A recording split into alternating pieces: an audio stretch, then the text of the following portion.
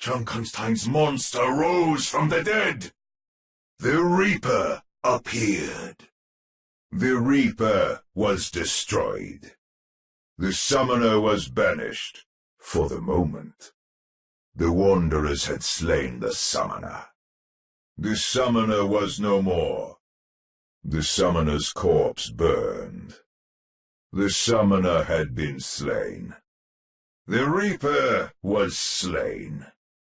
The Reaper fell, once again. With a thunderous crash, the monster fell to the ground, all semblance of life extinguished. The Reaper had been felled, but the Wanderers felt sure that he would return. The draconic fire within the summoner consumed her, and she was destroyed. The summoner's body crumbled like the dying embers of a spent flame. The monster reappeared. The monster had returned. It was the monster once again. Junkenstein's monster attacked. The witch was dead. The witch had returned. A chill spread through the air as the summoner's body turned to ash. The first signs of the dawn crept over the horizon, and the castle was safe. Though the Viking dreamed of Valhalla, it was not yet his time. The alchemist secretly longed to unleash an alchemical boost upon one of her most stalwart companions, the Crusader, but he was nowhere to be found. The monk had succumbed to his wounds. Oh, how the heroes lamented their need for a shield, realizing too late they had taken for granted its protection. The Vikings scoffed at the now still form of Dr. Junkenstein, another dead by his own hand. The monk's will proved greater than Junkenstein's, earning a brief respite for the castle's defenders. Dr. Junkenstein fell, but the Wanderers knew that the danger had not passed. The Countess's shot punctuated the end of Dr. Junkenstein's sad story. The swordsman knocked Junkenstein from his perch, silencing him for the moment. Junkenstein had made a deal with the Witch of the Wilds, and not even his death would release him from it. Dr. Junkenstein emerged again, for his night of terror was yet to reach its conclusion. What was that sound on the wind? The doctor had returned. The swordsman dispatched the witch, and in doing so, his mind became clearer. Some whispered that the Countess could not be killed, and for now, it seemed those stories might be true. The soldier slew the witch, sparing no time to seek another target. The archer struck down the witch, though in his heart he knew it was not to last.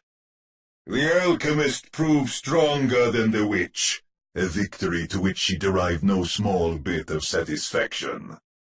The Viking looked over the witch's unmoving form, knowing he had not seen the last of her. The witch had been defeated, depriving Dr. Junkenstein of his most powerful ally. The Countess had slain the witch, as she had sworn many years before. The gunslinger felt no joy in killing a woman, even one as twisted as the Witch of the Wilds. The monk gazed upon the fallen witch, but his thoughts were unreadable. The witch emerged from the night, brought back to the battle by some darker power. The witch was not to be undone, and she emerged from the shadows once again. The Countess was overcome, and she fell to the ground. The swordsman's defense was broken, and he was struck down. The Viking's body slumped motionless to the ground. The Viking had waded into the battle and claimed first blood. As the night stretched on and the doors still held, Dr. Junkenstein and his allies began their final assault to break the Wanderers that defied them. The four Wanderers would buy time for those trapped in the castle to escape. The Wanderers had beaten back Dr. Junkenstein's initial attacks, but their ordeal had only just begun. For the briefest of moments, the relentless pace of Dr. Junkenstein's advance slowed. But the worst was yet to come. The Wanderers had held the doors long enough for the castle's denizens to flee to safety. But their own survival was far from assured. This tale returns to Adlersbrunn, where the lord of the castle has once again called for heroes to defend him against the mad Dr. Junkenstein and his allies. The gunslinger extended his arm. In a flash, his foe was stunned. Long had the gunslinger pursued the countess, but their battle would wait for another day.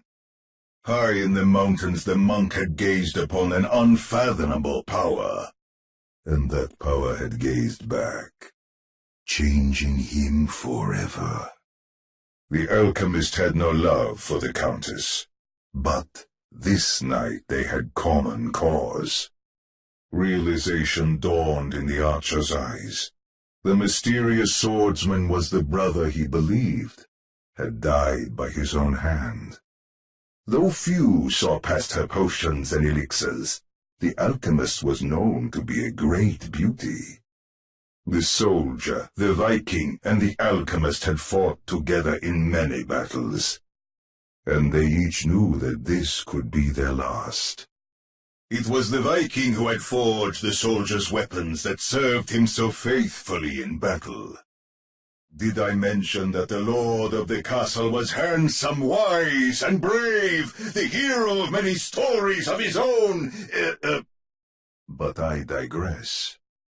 The doctor's creations swarmed over the fallen hero, having claimed their first kill. Without fanfare, the monk had struck the first blow against Dr. Junkenstein. Eagerly the swordsman claimed the knight's first kill. From her hunter's perch, the countess tallied the first kill. It was the witch. The summoner was revealed once again.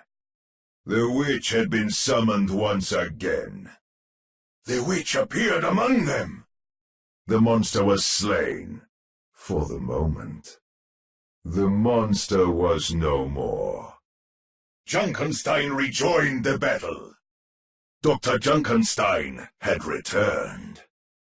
The doctor had returned. It was Dr. Junkenstein once again. The doctor attacked again. Junkenstein was slain. Dr. Junkenstein was defeated. The doctor was silenced, for the moment. Junkenstein fell, for now.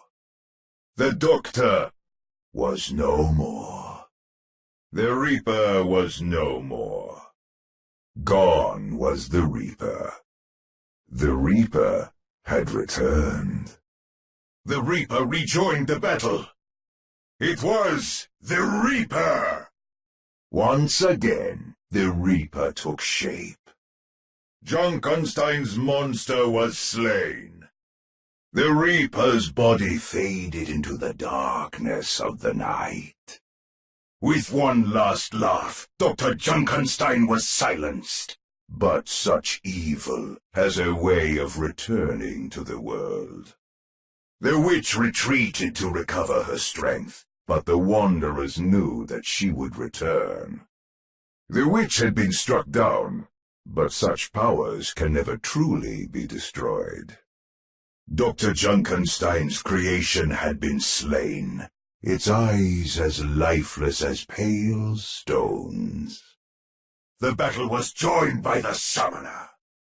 The witch appeared in their midst. The witch was slain. Death had taken the witch. The monster was destroyed. Junkenstein's monster fell. The witch had been destroyed. The witch was gone, for now. The summoner rejoined the battle. The summoner had returned. The summoner had appeared. The mad Dr. Junkenstein had been slain, but the Witch of the Wilds was not finished with him, not in the least.